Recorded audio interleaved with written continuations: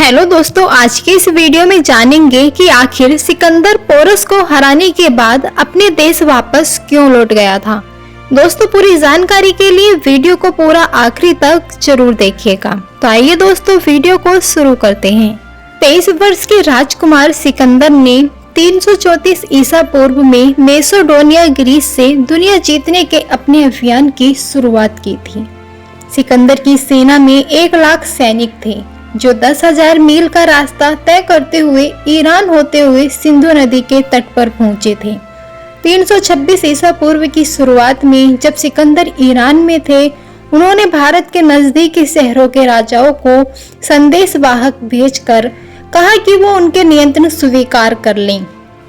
जैसे ही सिकंदर काबुल की घाटी में पहुंचे, इन राजाओं ने उससे मिलना शुरू कर दिया। उनमें से एक थे भारतीय नगर तक्षशिला के राजकुमार अभी। सिकंदर के प्रति अपनी निष्ठा दिखाने के लिए उन्होंने सिकंदर को 65 हाथी भेंट किए ताकि उनका इस्तेमाल सिकंदर अपने आने वाले अभियान में कर सके।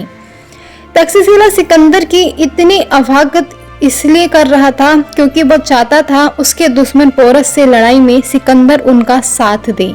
मार्कस कर्टियस लिखते हैं, तक्षशिला ने जानबूझकर सिकंदर के लिए भारत के द्वार खोल दिए थे।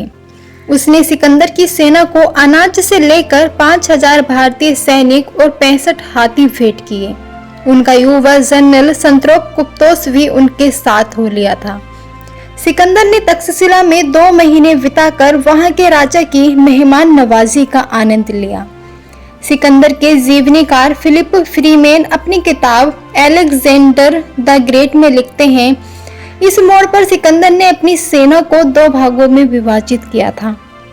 उन्होंने हेपिस्टियन के नेतृत्व में एक बड़ी सेना खैबर दर्रे के पार भेज दी थी ताकि वो रास्ते में पड़ने वाले कबायली विद्रोहियों को कुचल सकें और इससे भी जरूरी जल्द से जल्द सिंधु नदी पर पहुंचकर एक पुल बना सकें ताकि सिकंदर की सेना नदी पार कर सके। वे लिखते हैं, इस रास्ते पर कई भारतीय और बड़ी संख्या में इंजीनियर सिकंदर की सेना के साथ चल रहे थे। सिकंदर एक घुमावदार रास्ता लेते हुए हिंदू कुश के पूर्व में गए ताकि वो उस तरफ रहने वाले कबायलियों को अपने नियंत्रण में कर सकें। रास्ते में ऐसे जो भी राजा सिकंदर को मिले जिन्होंने उनके सामने हथियार नहीं डाले, सिकंदर ने उन सबके किले पर कब्जा कर लिया। इसी अभियान के दौरान सिकंदर के वहां में एक तीर आकर लगा। एक जगह सिकंदर की सेना पर कबायली विद्रोहियों ने घात लगा कर हमला कर दिया। उस समय वो शाम को आराम करने के लिए शिविर लगा रहे थे। सिकंदर के सैनिकों ने पास की पहाड़ी पर चढ़कर अपनी जान बचाई। हमलावरों को लगा कि सिकंदर बच निकले हैं, लेकिन सैनिक पहाड़ी से उतरकर उन पर अचानक जज्बाजी हमला बोल देते हैं। विद्रोहियों ने अपने हथियार डाल दिए। सिकंदर ने इस शर्त पर उनकी जान बख्शी कि वो उनकी सेना में शामिल हो जाएं। वो पहले तो इसके लिए राजी हो गए, लेकिन जब कुछ लोगों ने वहां से भागने की कोशिश की तो सिकंदर ने उनको जान से मार देने का आदेश दे दिया। जब सिकंदर वजीरा नगर पर पहुंचे तो उन्होंने पाया कि वहां के सभी सैनिक और नागरिक शहर छोड़कर ओरनस नाम की पहाड़ी पर चढ़ गए हैं। इस पहाड़ी के चारों तरफ गहरी खाई थी और ऊपर तक जाने के लिए सिर्फ एक रास्ता था। चोटी पर समतल मैदान था जहां बड़ी मात्रा में अनाज उगाया जा सकता था। वहां पर पानी की भी पर्याप्त व्यवस्था थी। सिकंदर के स्थानीय गाइड ने उससे कहा कि हरकुलिस भी उस पहाड़ी पर चढ़ने में कामयाब नहीं हो पाया था। सिकंदर ने इसे एक चुनौती की तरह लिया। विरोधियों का ऊंचाइयों का फायदा मिलने के बावजूद सिकंदर के सैनिक लड़ते हुए पहाड़ की चोटी तक पहुंच गए। हमले से आश्चर्यचकित वजीरा नगर के सैनिकों ने अगले दिन हथियार डालने की पेशकश की। रात में उन्होंने बच निकलने की कोशिश की, लेकिन सिकंदर इसके लिए पहले से ही तैयार थे। उन्होंने उन पर हमला बोला। बहुत से लोग खाइयों में जाकर गिर गए थे और गिरने के बाद वो मर भी गए थे। सिंधु नदी तक मार्च करने में सिकंदर की सेना को 20 दिन लगे। वहां तक्षशिला के राजा ने सिंधु नदी पर नाव से पुल बनाने में उनकी मदद की। सिंधु नदी के तट पर रहने वाले लोगों को पता था कि किस तरह नदी के बहाव के समानांतर लकड़ी की नावों को जोड़कर नदी के पार पुल बनाया जाता है। सिकंदर के जासूसों ने उन्हें खबर दी कि पोरस के पास एक बड़ी सेना है, जिसमें कई भीमकाय हाथी भी शामिल हैं। सिकंदर का मानना था कि वो पोरस की सेना को हरा सकते हैं, लेकिन मॉनसून शुरू हो जाने के कारण ऐसा करना आसान नहीं होगा। सिकंदर की सेना को बारिश में लड़ने का तजुर्बा जरूर था, लेकिन उन्हें जबरदस्त गर्मी का भी सामना करना पड़ रहा था। इसीलिए वहां से उन्होंने पोरस को संदेश भिजवाया कि वो अपनी सीमा पर आकर उनसे मिलें और उनकी अधीनता स्वीकार कर लें। पोरस ने जवाब दिया कि वो सिकंदर की अधीनता स्वीकार नहीं करेंगे, लेकिन वो उनसे अपने राज्य की सीमा पर मिलने के लिए तैयार हैं। सिकंदर और उनके सैनिक कई दिनों तक मोर्चा करते हुए झेलम नदी के पास पहुंचे। पोरस की सेना झेलम के उस पार थी। सिकंदर ने नदी के उत्तरी किनारे पर शिविर लगाया। वो उस जगह की तलाश में थे जहां से उनका नदी पार करना पोरस को दिखाई न दे। पोरस को झांसा देने के लिए उन्होंने अपनी सेना को नदी के तट के काफी पीछे भेज दिया। सिकंदर ने अपने सैनिकों को एक जगह नहीं रखा। कभी वो पश्चिम की तरफ जाते तो कभी पूर्व की तरफ जाते। इस बीच वो नदी के किनारे पर अलाव जला किए और काफी शोर मचाने लगे। नदी के दूसरे तट पर मौजूद पोरस के सैनिक सिकंदर के सैनिकों के इधर उधर जाने के आदी हो गए और उन्होंने उन पर कड़ी नजर रखनी बंद कर दी। सिकंदर के विपरीत पोरस की सेना एक ही स्थान पर खड़ी रही, क्योंकि सबसे आगे हाथियों को तैनात किया गया था और उनको बार बार इधर उधर करना काफी मुश्किल काम था। सिकंदर ने यह भी आदेश दिया कि पास के खेतों से अनाज उसके शिविर तक पहुंचाया जाए। पोरस के जासूसों द्वारा ये खबर दिए जाने पर पोरस ने इसका ये अर्थ लगाया कि सिकंदर का वह मानसून खत्म होने तक रुकने का इरादा है।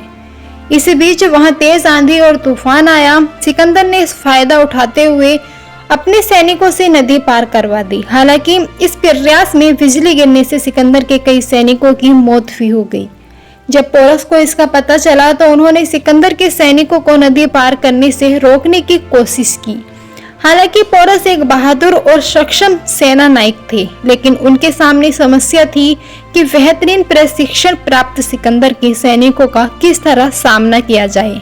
पोरस के पक्ष में सिर्फ एक बात थी कि उनके सेना में काफी संख्या में हाथी थे। फिलिप फ्रीवेन लिखते हैं, लेकिन जब सिकंदर के सैनिकों को हाथियों से लड़ने का तरीका आ गया था, सिकंदर के सैनिक हाथी को घेर लेते और उस पर भालों से हमला करते। इस बीच एक तीर अंदाज हाथी की आंख का निशाना लेता। जैसे ही हाथी की आंख में तीर लगा, वो अनियंत्रित होकर इधर उधर डोलने लगता और अपने ही लोगों को कुचल डालता। सिकंदर ने अपने सैनिकों को पोरस के सैनिकों के बाएं और दाएं भेज दिया और कहा कि वो आगे जाकर पीछे से पोरस के सैनिकों पर हमला करें। इस भीषण लड़ाई में दोनों तरफ के कई लोग मारे गए और बड़ी संख्या में लोग हताहत भी हुए। ये लड़ाई झेलम नदी के किनारे पंजाब में जलालपुर में हुई थी। सिकंदर अपने बुसेफेल्स घोड़े पर सवार थे। तभी एक तीर घोड़े को लगा और उसने वहीं दम तोड़ दिया। सिकंदर को अपने घोड़े की मौत पर दुख करने का भी समय नहीं मिला। उन्होंने दूसरा घोड़ा लिया और युद्ध जारी रखी। जैसे ही पोरस के सैनिक दबाव में आए, सिकंदर के सैनिकों ने पीछे से आकर उन पर हमला बोल दिया और उनके पीछे भागने का रास्ता बंद कर दिया। लेकिन एक भीमकाय हाथी पर सवार पोरस ने लड़ना जारी रखा। सिकंदर उनके साहस की प्रशंसा करते हुए उसके पास संदेश भिजवाया कि अगर वो हथियार डाल दें तो उनकी जान बख्श दी जाएगी। इस संदेश वाहक का नाम ओमफिस था। पोरस ने संदेश वाहक को अपने भाले से मारने की कोशिश की। जब सिकंदर ने पोरस के पास एक दूसरा संदेश वाहक भेजा, उन्होंने पोरस को हथियार डालने के लिए मना लिया। फिलिप फ्रीमेन लिखते हैं, जब दोनों राजा मिले तो पोरस के हाथी ने और घायल होते हुए भी घुटनों के बल बैठकर उन्हें नीचे उतारने में मदद की। सिकंदर पोरस के 6 फीट ऊंचे डील डोल को देखकर बहुत प्रभावित हुए। बंदी बनाने के बाद सिकंदर ने पोरस से पूछा कि उनके साथ किस तरह का सलूक किया जाए। पोरस ने तुरंत जवाब दिया, जो राजा एक दूसरे राजा के साथ करता है।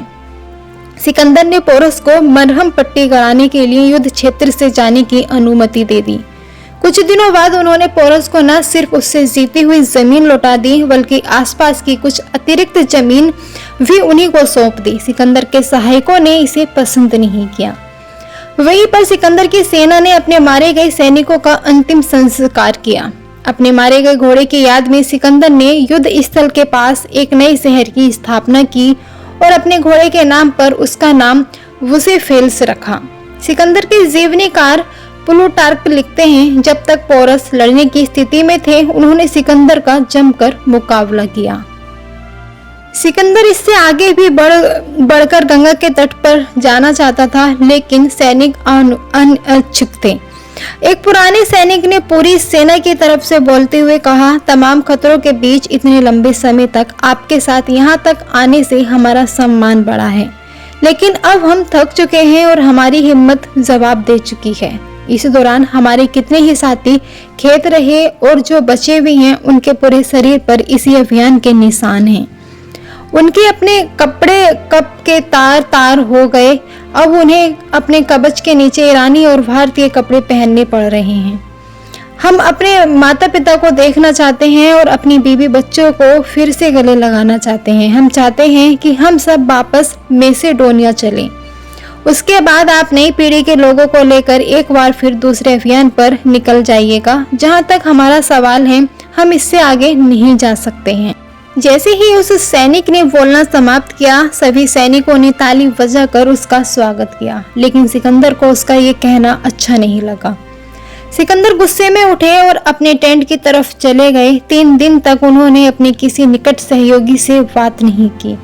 वो इंतजार करते रहे कि उनके सैनिक उनके पास आकर उन्हें मनाएंगे और अपने कहे पर माफी मांगेंगे, लेकिन इस बार उनके पास कोई नहीं आया। आखिर सिकंदर को स्वीकार करना पड़ा कि गंगा तक जाने का उनका सपना अब कभी पूरा नहीं हो सकेगा। तब उन्होंने अपने सारे सैनिकों को जमा कर ऐलान किया कि वो अपने घर वापस जा रहे हैं। उन्होंने पूर्व की तरफ एक उदास निगाह डाली और वापस अपने देश मैसेडोनिया की तरफ चल पड़े। तो दोस्तों, वीडियो में दी गई जानकारी कैसी लगी है हमें कमेंट के माध्यम से जरूर बताइएगा, और साथ ही ऐतिहासिक वीडियोस देखने के लिए हमारे चैनल को जरूर सब्सक्राइब कर लें। धन्यवाद, नमस्कार।